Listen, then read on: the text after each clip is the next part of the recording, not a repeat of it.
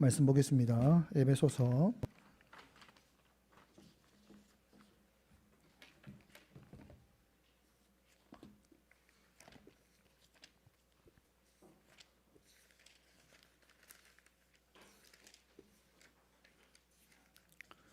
1장 20절에서 22절까지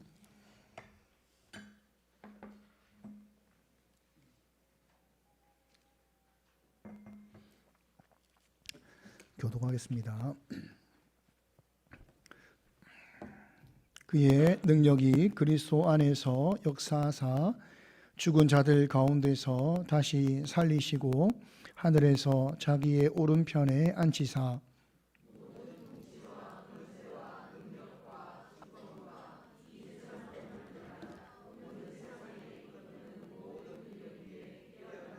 같이 있습니다. 또 만물을 그의 발 아래에 복종하게 하시고 그를 만물 위에 교회의 머리로 삼으셨느니라. 아멘. 우리가 지난 주일에는 우리 이남전도회 이어전도회가 우리 동력하는 교회에 가서 함께 예배하는 시간을 가졌습니다. 그래서 사도신경으로 말씀을 나누지 않았습니다. 지난주 우리가 고백한 신앙 고백은 예수님께서 하늘에 오르셨다, 승천하셨다라는 고백이었습니다. 예수님께서 하늘에 오르셨습니다.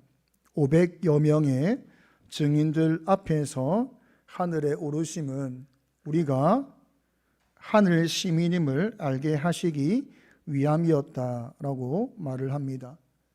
예수를 믿는 자는 예수와 연합한 자요, 이 땅에서 살아가지만 소속이 하늘 시민임을 마땅히 기억해야 하는 것입니다. 하늘 시민권자는 언젠가 그곳에 갈 것을 기억하며 하늘의 것을 구하며 찾으며 살아가야 하는 삶이다라고 말씀하고 있습니다. 우리가 거룩하게 사는 것, 우리가 하나님의 사랑을 받은 자로서 합당하게 사는 것은 어떠한 상을 받기 위함이 아니요 하늘 시민권자로서 시민의식 마땅한 것이다 라고 성경은 말을 하고 있는 것입니다. 이런 마땅한 것이 우리의 사명입니다. 하늘 시민권자로 마땅하게 사는 것은 우리의 사명이고, 이 사명으로 말미암아 땅에 있는 사람이 하늘에 발을 내디디며 살아가는 자들의 삶을 통하여서 천국을 바라보게 되고 소망하게 되는 것입니다. 이것이 우리가 살아가야 할 사명의 삶이다 라고 말씀하고 있는 것입니다. 예수님께서 하늘에 오르심은 우리에게 성령을 보내어 주셨다라고 말씀하고 있습니다. 성령님께서 우리에게 오셨다는 것은 우리가 반드시 예수님과 같이 하늘에 올라갈 것에 대한, 하늘 시민에 대한 보장과 확증이다 라고 말을 하고 있습니다. 성령께서는 우리가 연약할 때마다, 믿음이 없을 때마다 우리가 하늘 시민권자라는 것을 계속하여서 말씀하여 주시고, 믿음 없는 우리에게 확신을 주시고, 우리가 땅의 것을 구하지 않고 하늘의 것을 구하며 살아가도록 도우신다. 이것이 예수님께서 하늘에 오르셨다라는 의미다. 우리는 이것을 믿음으로 받는 줄 믿습니다. 오늘 하늘에 오르사 다음으로 우리가 믿는 고백은 전능하신 하나님 우편에 앉아 계시다가를 믿습니다 라고 고백합니다. 한번 따라하겠습니다. 전능하신 하나님 우편에 앉아 계시다가 나는 믿습니다. 오늘 전능하신 하나님 우편에 앉아 계시다가라는 내용을 가지고 세 가지 의미를 나누려고 합니다. 첫째는 우리의 속죄를 위한 예수님의 사역은 완성되었다라고 말씀합니다. 히브리서 10장 10절에서 12절까지를 우리가 합독하겠습니다. 시작. 이 뜻을 따라 예수 그리스도의 몸을 단번에 들이심으로 말미암아 우리가 거룩함을 얻었노라. 제사장마다 매일 서서 섬기며 자주 같은 제사를 드리되 이 제사는 언제나 죄를 없게 하지 못하거니와 오직 그리스도는 죄를 위하여 한 영원한 제사를 드리시고 하나님 우편에 앉으사. 아멘. 구약의 제사장은 제사를 드렸습니다. 그들은 자주 같은 제사를 드렸습니다. 그런데 성경은 뭐라고 말하냐면 서서 섬겼다라고 말을 하고 있습니다. 왜 서서 하였는가 하면 제사장들의 사역은 분명히 속죄를 위한 사역을 하였지만 그 사역이 완전히 끝나지 않았기 때문입니다. 완전히 이 사역이 완성되었다, 성취되었다라고 하면 서 있을 이유가 없는데 완전히 성취되거나 끝나지 않았다는 표시로 제사장들은 제사를 드릴 때마다 항상 서 있었습니다. 구약의 성막 이후에 성전도 그 어떤 곳에도 의자는 없습니다. 왜냐하면 속죄의 사역이 완전히 성취되지 않았기 때문입니다. 제사를 드리고 자주 제사를 드렸지만 완전히 성취되지 않았다는 것을 말하고 있는 것입니다. 그러나 12절을 제가 다시 읽겠습니다. 오직 그리스도는 죄를 위하여 한 영원한 제사를 드리시고 하나님 우편에 앉으사. 그리스도는 우리의 속죄를 위해서 한 영원한 제사를 드렸습니다. 근데 그 영원한 제사가 우리의 속죄를 완전히 성취하셨습니다. 성취하심으로 말미암아 다시 두 번 속죄를 위한 제사가 필요하지 않게 되신 것입니다. 그러므로 예수님은 그것을 우리에게 보여주시고자 앉으셨다. 그렇게 성경은 말을 하고 있는 것입니다. 더 이상 우리의 죄에 관한 것은 두 번의 제사가 필요 없는 것입니다. 더 이상 어떠한 성취나 완성이 필요 없는 것입니다. 예수님의 영원한 제사로 말미암아 우리의 죄가 완전히 해결되었습니다. 성취된 것입니다. 그러므로 주님께서는 하늘 보좌 우편에 앉으셨다라고 말씀하고 있는 것입니다. 그럼 우리가 예수님께서 보좌에 앉으셨다라는 것을 믿는다면, 앉으셨다라는 것을 믿는다면 우리는 우리의 죄가 완전히 해결되었다는 것을 또한 믿어야 할 줄 믿습니다. 두 번째로 예수님께서 하나님 보좌 우편에 앉아 계신다는 의미는 만물을 다스리신다라고 말씀하고 있습니다. 오늘 본문에서 1장 20절과 22절을 보면 제가 읽겠습니다. 그의 능력이 그리스도 안에서 역사하사 죽은 자들 가운데서 다시 살리시고 하늘에서 자기의 오른편에 앉히사. 22절입니다.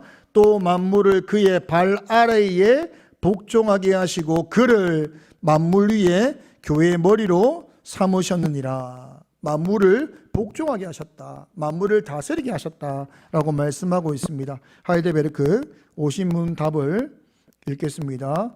함께 읽겠습니다. 하나님 우편에 앉아 계시며 라는 말이 왜 덧붙여졌습니까?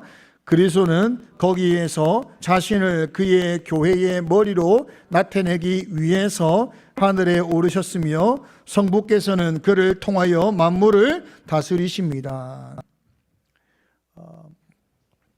영어 번역을 조금 더 구조적으로 번역하면 이렇습니다. 그리스도께서는 하늘로 오르셨다. 거기서 보여주시기 위하여 그분이 자신의 교회의 머리시라는 것을, 그리고 아버지께서 그분을 통하여 만물을 다스리신다는 것을 이렇게 번역할 수 있습니다. 예수님께서 하나님 우편에 앉아 계시다는 것은 그분이 만물을 다스리고 계신다, 통치하고 계신다라고 말하는 것입니다. 우리가 늘 말할 때 예수님께서 보좌 우편, 하나님 우편에 앉아 계신다라는 표현을 하지요. 보좌가 임금이 앉는 자리, 왕의 자리인데 그 오른편은 어떤 의미인가? 보좌의 오른편, 예수님이 왜 항상 보좌의 오른편에 앉으신다라고 말씀하고 있는가?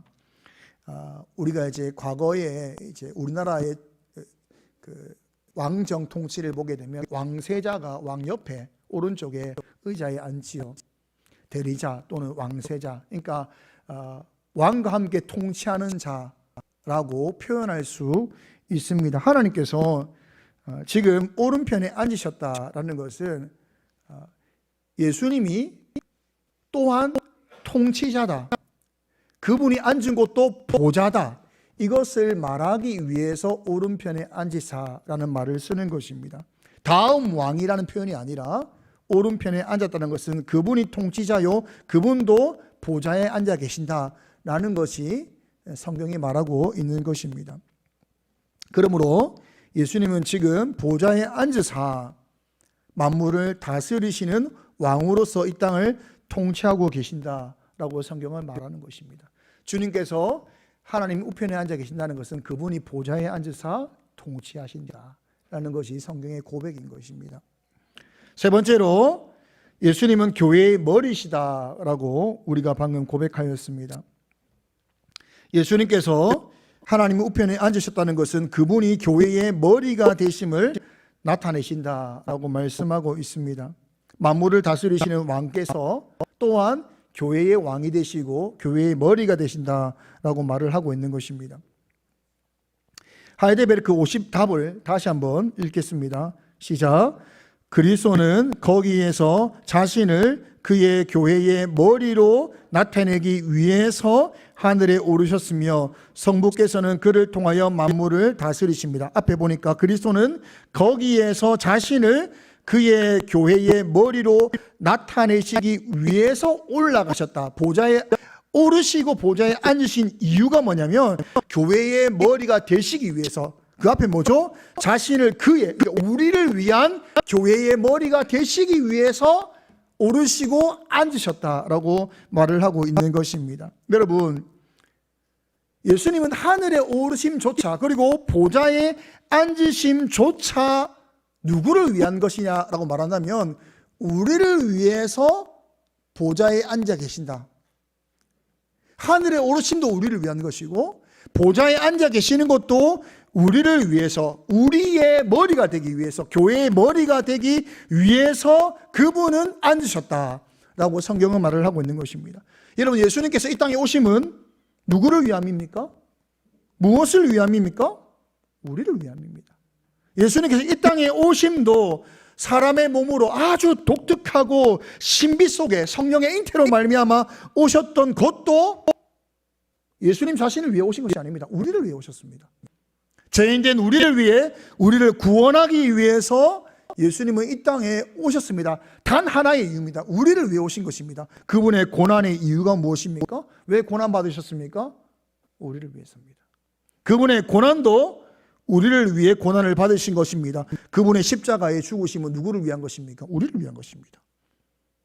우리의 몸과 영혼을 영원한 저주로부터 구원하기 위해서 그분은 십자가에 죽으셨습니다. 그분의 부활은, 그분의 승천은 누구를 위한 것입니까? 우리를 위한 것입니다. 우리가 하늘 시민임을 알게 하시기 위해서, 성령을 선물로 보내주시기 위해서 그분은 부활하시고 승천하셨다라고 말씀하고 있는 것입니다. 주님께서 지금 하나님 보좌 우편에 앉아 계심은 누구를 위한 것이냐? 우리의 왕이요 교회의 머리가 되시기 위한, 우리를 위한 것이다 라고 성경은 말을 하고 있는 것입니다. 그분은 시작부터 그리고 마지막 구원의 완성까지 행하시는 모든 일이 다 우리를 위한 것이다. 그렇게 성경은 가르치고 있는 것입니다. 주님께서 우리를 위해 교회의 머리가 되신다, 우리의 왕이 되신다라는 것이 우리를 위함인데 우리에게 어떤 유익이 있는가? 하이데베르크 51문과 답을 함께 읽겠습니다. 시작. 우리의 머리 대신 그리스도의 이 영광은 우리에게 어떤 유익을 줍니까? 첫째, 그리스도는 성령으로 그의 지체인 우리에게 하늘의 은사들을 부어주십니다. 둘째, 그는 그의 권능으로 우리를 모든 원수들로부터 보호하고 보존하십니다. 첫째를 보니까 그리스도는 성령으로 그의 지체인 우리에게 하늘의 은사를 부어주신다 라고 말을 하고 있습니다. 그리스도는 성령으로 그의 지체, 그분이 머리시고 우린 지체이죠.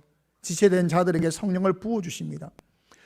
요한복음 7장 38절과 39절을 함께 읽겠습니다. 시작.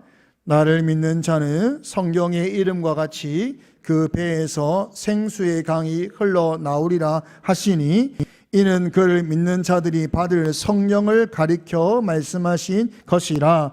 예수께서 아직 영광을 받지 않으셨으므로 성령이 아직 그들에게 계시지 아니하시더라. 이 말씀은 예수님께 나오는 사람이 이제 성령을 받아서 생수의 강이 넘쳐 흐를 것이다 라고 하는 예언입니다. 언제 이 일이 이루어졌습니까? 예수님께서 하늘에 오르심으로 말미암아 성령을 보내주실 때에 이 일이 일어나게 되었습니다. 베드로가 설교할 때 이것을 고백하지 않습니까? 사도행전 2장 33절입니다. 함께 읽겠습니다. 하나님이 오른손으로 예수를 높이심에 그가 약속하신 성령을 아버지께 받아서 너희가 보고 듣는 이것을 부어 주셨느니라. 현대어 성경으로, 어려우니까 현대어 성경으로 33절을 다시 한번 읽겠습니다. 시작.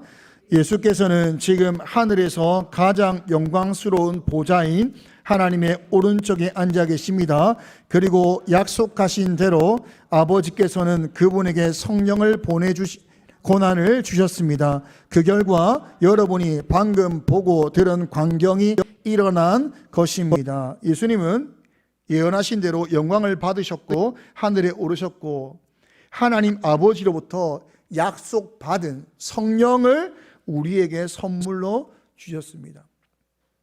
아버지로부터 약속을 받은 것입니다. 약속을 받아서 이 성령을 우리에게 선물로 주셨는데, 선물로 주셨을 뿐만 아니라 예수님은 성령과 예수님께서 함께 교회를 세우실 때에 예수님이 친히 우리의 왕이 되시기 위해서 우리의 머리가 되셨다. 예수님이 그냥 성령으로 말미암아 교회를 세우셨다 말씀하지 않고 성령을 선물로 주신과 함께 우리의 머리가 되시고 우리를 그의 지체로 삼으사 교회를 만드셨다. 그렇게 말씀하고 있는 것입니다. 예수님께서는 우리를 위해서 스스로 교회의 머리가 되시고 우리의 유익을 위해서 성령을 선물로 보내어 주셨습니다. 오직 우리의 유익을 위해서, 우리를 위해서 교회의 머리가 되시고 우리를 위해서 성령을 보내어 주셨다. 그렇게 말씀하고 있는 것입니다. 그리스도는 성령으로 그의 지체인 우리에게 하늘의 은사를 부어주신다. 그분과 연결되어 있고 성령으로 말미암아 예수님은 계속하여서 하늘의 은사를 여러분에게 부어주신다라고 말씀하고 있는 것입니다. 근데 여러분, 하늘의 은사를 왜 주실까요? 이 고민을 해야 되는 겁니다. 하늘의 신령한 것들을 우리에게 주신다, 연결되어 있는 우리에게 계속해서 하늘의 신령한 것을 우리에게 부어주신다라고 말하는데 왜 주실까요? 우리가 그리스도인이기 때문입니다. 예수님은 그리스도다. 우리가 예수님은 그리스도다라고 말하지 않습니까? 예수님은 그리스도고 우리는 그리스도인이기 때문에 하늘의 신령한 것을 우리에게 부어주십니다. 예수님께서 그리스도다라는 것이 무엇을 고백하는 거였죠? 예전에 했던 건데 하일데베르크 31문과 답을 함께 읽겠습니다. 시작. 그분을 왜 그리스도 곧 기름 부음을 받은 자라 부릅니까? 왜냐하면 그분은 성부 하나님으로부터 임명을 받고 성령으로 기름 부음을 받으셨기 때문입니다. 그분은 우리의 큰 선지자와 선생으로서 우리의 구원을 위한 하나님의 감추인 경영과 뜻을 온전히 계시하시고 우리의 유일한 대제사장으로서 그의 몸을 단번에 제물로 드려 우리를 구속하셨고 성부 앞에서 우리를 위해 항상 간구하시며 또한 우리의 영원한 왕으로서 그의 말씀과 성령으로 우리를 다스리시고 우리를 위해 획득하신 구원을 누리도록 우리를 보호하고 보존하십니다.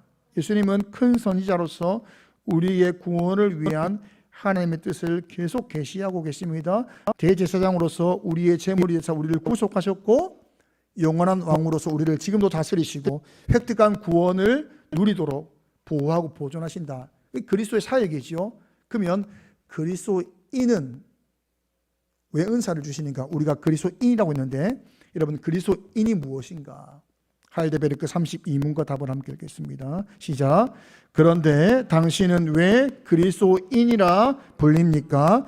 왜냐하면 내가 그리스도의 지체가 되어 기름 부음에 참여하기 때문입니다. 나는 선지자로서 이름의 증인이 되며 제사장으로서 자신을 감사의 산 제물로 그에게 드리고 또한 왕으로서 세상을 사는 동안 자유롭고 선한 양심으로 죄와 마귀에 대항하여 싸우고 영원히 그와 함께 모든 피조물을 다스릴 것입니다. 여러분, 그리스도인이라는 것은 예수님이 하신 그 사역에 참여하는 것입니다. 다르게 말하면 그리스도인이라는 것은 지금 예수님께서 하늘에 오르사 만물의 왕으로서 이 땅을 다스리시는데 만물의 왕의 통치에 동참하여서 우리가 함께 이 땅을 다스리는 통치자로서의 사역에 참여합니다. 무엇으로서요? 우리가 또한 선지자로서, 제사장으로서, 그리고 왕으로서의 사역에 함께 참여함으로 이 일을 한다는 것입니다. 그러므로 우리가 그리스도인입니다. 주님이 하신 그 사역을 우리가 함께함으로 지금 만물을 다스리시는 예수님의 다스리심의 사역에 우리가 함께 다스리는 자가 되었다. 이것이 바로 그리스도인이라는 이름입니다. 그런데 여러분, 이렇게 생각할 수 있습니다. 우리가 무엇인데 이 땅을 다스리냐? 우리가 무엇인데 내 연약함도 해결하지 못하고 내 죄의 문제도 넘어지는 우리가 어떻게 이 땅을 통치하고 다스리는가? 어떻게 다스리죠? 예수님께서 성령으로 우리에게 뭘 주시죠? 은사를 주사 하늘에 신령한 것을 우리에게 계속 끊임없이 우리에게 부어주사 우리로 하여금 예수님께서 만물을 다스리시는 그 사역에 함께 다스리는 사역을 참여하도록 일하도록 지금도 성령으로 우리에게 은사를 부어주신다라고 말씀하고 있는 것입니다. 우리가 이것을 믿어야 되는 거예요. 살아가는 동안 우리는 그리스도인으로 사는 것입니다. 선지자로 살면서 증인으로 삽니다. 하나님 이름 부르시다. 증인으로 살아야 되는 것입니다. 제사장으로 살면서 감사의 제물로 살아가야 되는 것입니다. 왕으로 살면서 선한 양심을 따라 죄와 마귀와 싸워 나가는, 그래서 이 땅을 다스려 나가는 삶을 살아가는 자로 부름받았고 그것이 바로 그리스도인이다 라고 말하고 있는 것입니다. 여러분, 지금 전쟁의 소문이 많지요. 이스라엘과 이란 너무 많아요. 지금 얼마나 두렵습니까? 우리는 이것을 가지고 이건 폭력의 문제야, 아니면 경제의 싸움이야, 이렇게 말할 줄 모릅니다. 사람이 죽고 사는 문제, 이것은 폭력과 경제의 문제다라고 말할지 모릅니다. 이것은 눈에 보이는 것만을 말할 때는 그렇게 말할 수 있습니다. 하지만 눈에 보이지 않는 세계가 있습니다. 눈에 보이는 것은 사실 눈에 보이지 않는 세계로 말미암아 일어난 결과다. 우리가 알고 있지 않습니까? 영적 세계가 있다는 겁니다. 진정한 싸움은 세상과의 싸움이 아니라 영적 싸움입니다. 눈에 보이는 것은 그 배후에 눈에 보이지 않는 죄의 결과로 나타난 현상일 뿐입니다. 여러분, 인간이 가지는 교만, 분노, 나태, 게으름, 시기, 질투, 이런 것들이 무엇을 만들어냅니까? 전쟁을 만들어냅니다. 우리는 이 일에 부름받았습니다. 영적 싸움을 하는 자로 부름받아서 이 땅의 왕으로 피조물을 다스리는 자로 부름받은 것입니다. 죄와 싸우고 마귀와 대항하여 싸우기 위해서 하나님은 우리에게 은사를 부어주시고 하늘의 신령한 것을 우리에게 부어주사 이러한 싸움을 통하여서 이 땅을 다스리도록 하신다 라고 말씀하고 있는 것입니다. 여러분, 가정에서 부부의 싸움, 부모와 자녀의 싸움, 그것이 경제 아니면 어떤 폭력의 문제일까요? 그렇지 않습니다. 다 영적인 것입니다. 자족하지 못하는 마음, 다 영적인 것입니다. 은혜가 말려버렸기 때문입니다. 영적으로 무너지면 그 결과 육체적으로 나오는 것입니다. 세상은 육체적인 전쟁을 하고 있습니다. 영적 전쟁이 무엇인지 모르기 때문입니다. 하지만 진짜 전쟁은 영적 전쟁입니다. 영적 전쟁으로 말미암아, 죄의 전쟁으로 말미암아 그 결과가 나타나는 것입니다. 그러므로 우리는 그 일에 부름받은 것입니다. 그것을 싸워서 이겨서 다스리도록 부름받았고, 그것이 그리스도인의 삶이요, 그것을 위해서 지금도 예수님은 성령을 통하여서 우리에게 은사를 주시고 하늘의 신령한 것을 우리에게 부어주신다라고 말씀하고 있는 것입니다. 그러므로 구해야 됩니다. 구해야 되는 거예요. 고린도전서에 가면 12장에 보면 은사장이라는 것이 나오지 않습니까? 믿음도 은사로 등장하고, 또 어떤 사람은 병 고치는 은사, 예언하는 은사, 영들을 분별하는 은사, 또 각종 방언 통역 쭉 이렇게 은사가 쭉 나야 되지 않습니까? 서로 연합하는 것도 은사입니다. 나오지 않습니까? 그리고 12장 31절에 이렇게 은사를 쭉 나열한 다음에 마지막 12장 31절에 이렇게 기록하고 있습니다. 함께 읽겠습니다. 너희는 더욱 그 은사를 사모하라. 내가 또한 가장 좋은 길을 너희에게 보이라. 이렇게 끝나버려요. 근데 13장 1절에 아니 더욱 큰 사를 사모하라 한 다음에 끝을 내고 이어지는 13장 1절이 무엇으로 시작하지요? 13장 1절 함께 읽겠습니다. 시작. 내가 사람의 방언과 천사의 말을 할지라도 사랑이 없으면 소리나는 구리와 울리는 꽹과리가 되고, 사랑장으로 시작되는 거예요. 사랑도 은사인 거예요. 이 은사로 말미암아 하나님은 이 땅을 다스리십니다. 우리에게 은사를 부어주사 이 땅으로 하여금 다스리도록 하신다 이 말이죠. 여러분, 그리스도인으로 우리가 부름받았음을 기억해야 됩니다. 기도해야 돼요. 기도해야 돼요.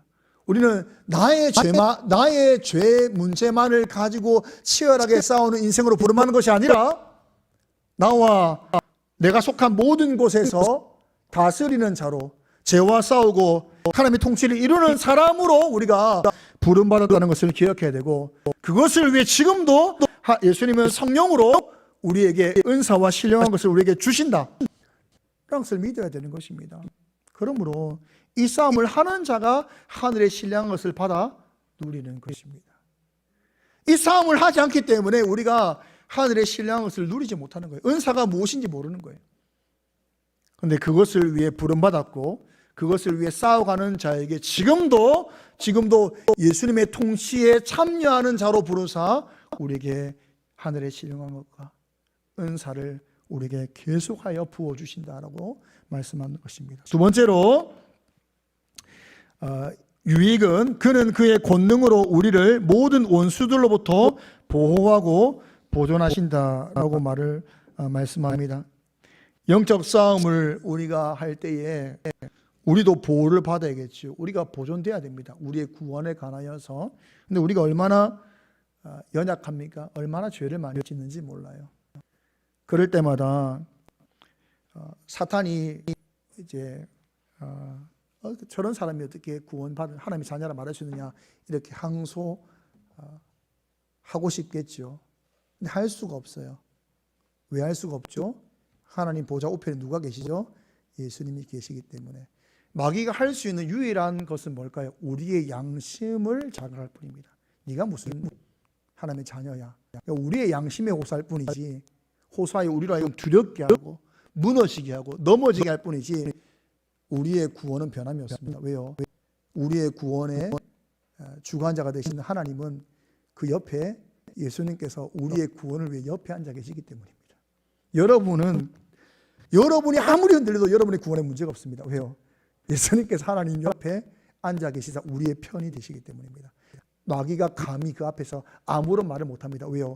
우리를 위해 죽으신 그분께서 그 옆에서 우리의 편을 들고 계시기 때문에. 이것이 우리의 고백인 것입니다. 주님께서 하늘에 오르심은, 그리고 보좌에 앉아 계심은 속죄의 완성이요 만물을 다스리심이요 교회의 머리가 되십니다. 여러분, 만물을 다스리시는 그분은 교회의 또한 머리가 되사 우리로 하여금 그리스도인으로서 그 일에 참여케 하십니다. 여러분은 그리스도인입니다. 이 땅을 살아가는 동안 여러분 그리스도인으로 살아가는 것입니다. 진짜 싸움을 하고 예수님은 여러분에게 승리하도록 도우십니다. 여러분의 구원은 예수님께서 하늘 보좌 하나님 우편에 계시기 때문에 그 어떤 것에도 흔들림이 없는 줄 믿습니다. 이 믿음으로 살아갈 수 있기를 바랍니다. 함께 찬양하겠습니다. 우리 보좌 앞에 모였네 비전이라는 제목의 찬양 함께 하겠습니다.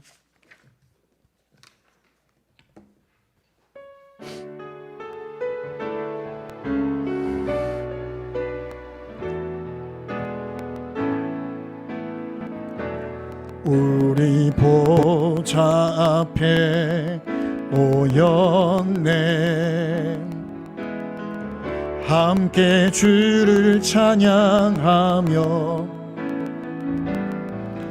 하나님의 사랑 그 아들 주셨네 그의 피 우린 구원받았네.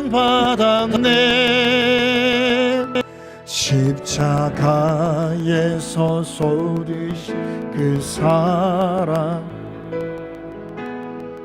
강같이 온 땅에 흘러 각 나라와 족속 백성 방언에서 구원받고 주 경배 드리네. 구원하심이 보좌에 앉으신 구원하심이 보좌에 앉으신 우리 하나님과 어린 양께 있도다. 구원하심이 보좌에 앉으신 우리 하나님과 어린 양께 다시 고백합시다. 우리 보좌 앞에 모였네. 우리 보좌 앞에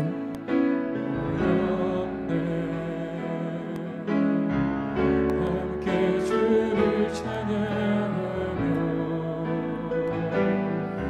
하나님의 사랑 그 아들 주셨네.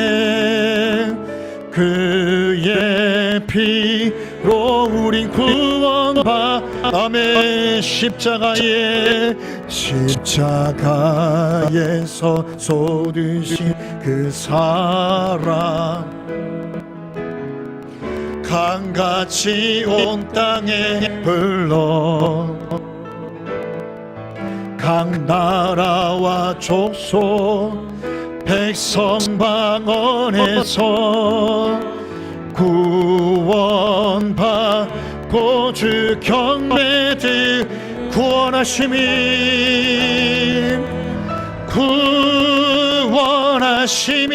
보좌에 앉으신 우리 하나님과 어린 양께 있도다. 구원하심이 보좌에 앉으신 우리 하나님과 어린 양께 아멘. 구원하심이 보좌에 앉으신 구원하심이 보좌에 앉으신 우리 하나님과 어린 양께 있도다. 구원하심이 보좌에 앉으신 우리 하나님과 어린 양께 있도다. 예수님께서 우편에 앉아 계신다라는 것은 우리의 속죄가 완성되었다라는 것입니다. 더 이상 의심할 것이 없는 것입니다. 다시 속죄할 그 어떤 것도 없습니다. 완성된 것입니다. 예수님께서 보좌에 앉으시면 이제 만물을 하나님께서 예수님께 주심으로 말미암아 만물을 다스리시는 분이 되셨다, 왕이 되셨다라는 고백이요. 그분은 또한 교회의 머리입니다. 다스리실 때에 교회와 함께 다스리십니다. 교회와 함께. 여러분은 그리스도인입니다. 주님께서 이 땅에서 하신 선지자의 그리고 제사장의 왕의 사역을 우리가 함께 함으로 대리 통치자로서 이 일을 함께 해나가는 자가 되었고, 주님께서는 성령을 통하여서 우리에게 각종 은사와 하늘의 신령한 것들을 우리에게 부어주사 이 일을 감당할 수 있도록 우리를 인도하십니다. 여러분, 우리가 말씀을 받을 때에 믿음으로 받는다는 것은 이것을 붙들고 사는 것입니다. 믿는데 살지 않으며 믿는 것이 아닙니다.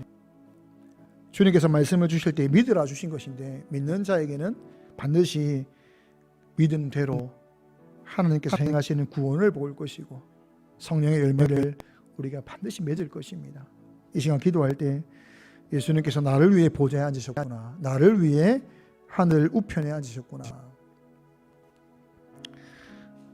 그리스도인으로 살기를 소망하며 이제는 나의 구원에 흔들릴 것이 아니라 열방을 향한 예수님의 사랑과 영광을 나타내기 위해서 그리스도인으로 살기를 소망하며 주님 하늘의 은사를 주옵소서. 하늘의 신령한 것을 우리에게 부어주사 이 땅을 살아갈 때 다스리는 역할을 잘 감당하게 해달라고 이 시간 함께 기도하겠습니다.